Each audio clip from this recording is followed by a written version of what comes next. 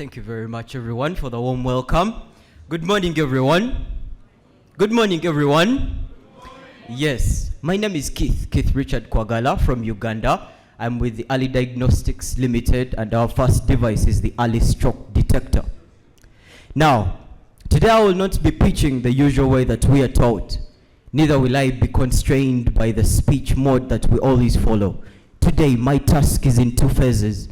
Number one, I need to show you the evidence-based medicine behind a revolutionary medical device.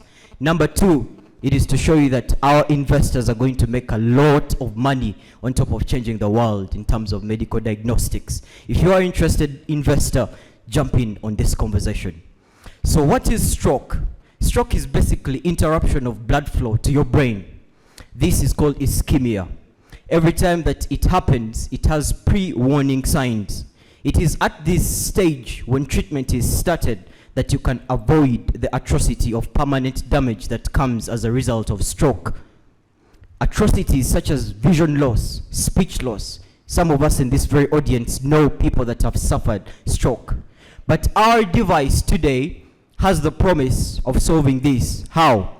Nature has given us a window of opportunity to solve a major stroke attack. This is called the mini stroke stage. Now, at this stage, you are going to have an interruption to blood flow as it goes to your brain. It is what we call the carotid arteries that supplies this blood. Now, the carotid arteries is just a fancy way of saying that at the lower part of the neck, we can listen to the kind of sound that comes. Now, that sound has a magnitude range. When it is out of range, it indicates what we call a brewy sound. When it is within range, the device will be able to know based on the software that we have written, and it will not react. Why is this a helpful solution? Even though nature has gifted us with a way of averting a major stroke attack, we have not utilized it. In one of the countries where we expect well-established medicine, in the US, we have 795,000 people per year that die or suffer permanent damage as a result of stroke. 610,000 of these are having their first major stroke attack. What does this mean? Even though we have an opportunity to catch it and start treatment at this point and avert the major thing, we do not have a device of such sort on the market. That's why I told the investors that we have a very virgin market all over Africa, and when our investment starts, we're going to change the world on top of making a lot of money.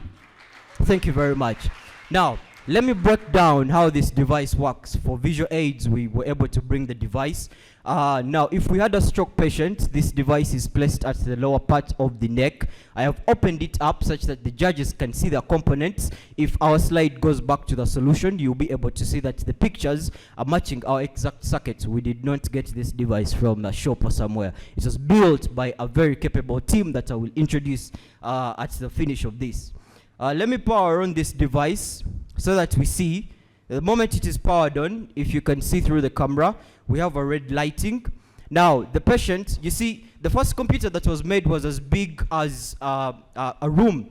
This is a device that we have built with AI, and it cost us only $30. Let us go down those slides and we show you the tractions of the costs. We used only $30 to make a first prototype of such change. Now, it is small, dimensions are only 10 centimeters here, and we have 5 centimeters. But our target is to reach 2 centimeters. I will go into the details of why we need the $2,500. It is basically to miniaturize this, such that a patient can have this at work, and instead of using a blood pressure measurement, our target group is the hypertension patients. Instead of you using the cuff, which you can't do mostly at work, or you can't do, you just have this. Place it at the lower part of the neck. It will be able to take note of your blood pressure, and it will be able to use a metric in medicine we call the TIA, and know when an interruption to blood flow to the brain comes, notifying you to see at that exact point a doctor before a major stroke attack happens.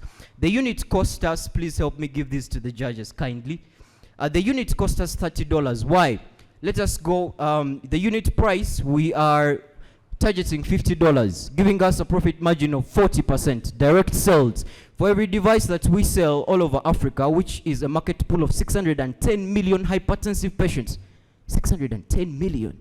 This is going to make a lot of money, because 40% of profit from a device that has been made at $30, and we are turning it down because, you know, prototyping is very expensive. So that's why the $30 came, because sometimes we had to buy two different components, microphones, but when the real thing comes, we are planning to tone it down as much as $10, such that every traction for production is $10. Thank you very much.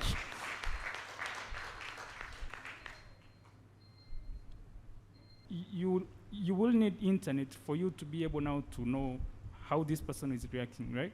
Mm-hmm. So it's mostly like a smartwatch, like the Apple Watch, that monitor my blood pressure and whatnot, and then sends the notification to my phone or to my loved one, right?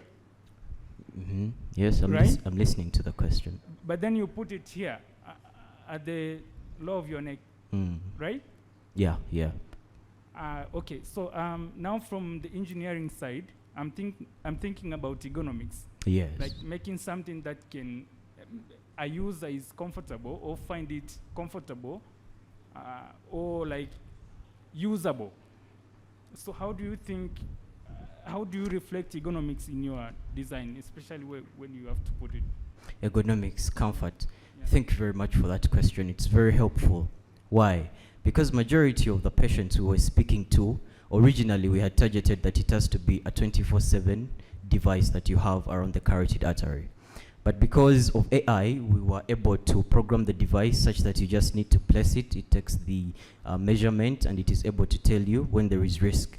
So for ergonomics, you only have to have the device, place it at the lower side of the neck. It is able to study your blood flow and tell if you're at risk or not, and if you need treatment instantly or not. So ergonomics is something that was very keen. That's why I was very interested in that question, and we solved it by that. You don't need to have the device all the time on. You just need to test, just like the way people have this cuff to measure blood pressure. This time the metric is, we shall keep note of the blood pressure as we are also studying the blood flow, such that the moment there is an interruption, you're notified instantly to see the doctor. Have I answered the question? Yes, you have. Thank you. Okay.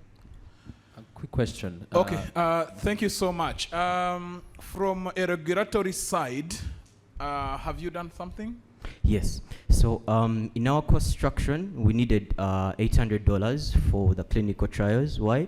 Maastricht is an organization that helps in the clinical trials, and we have been in touch with them.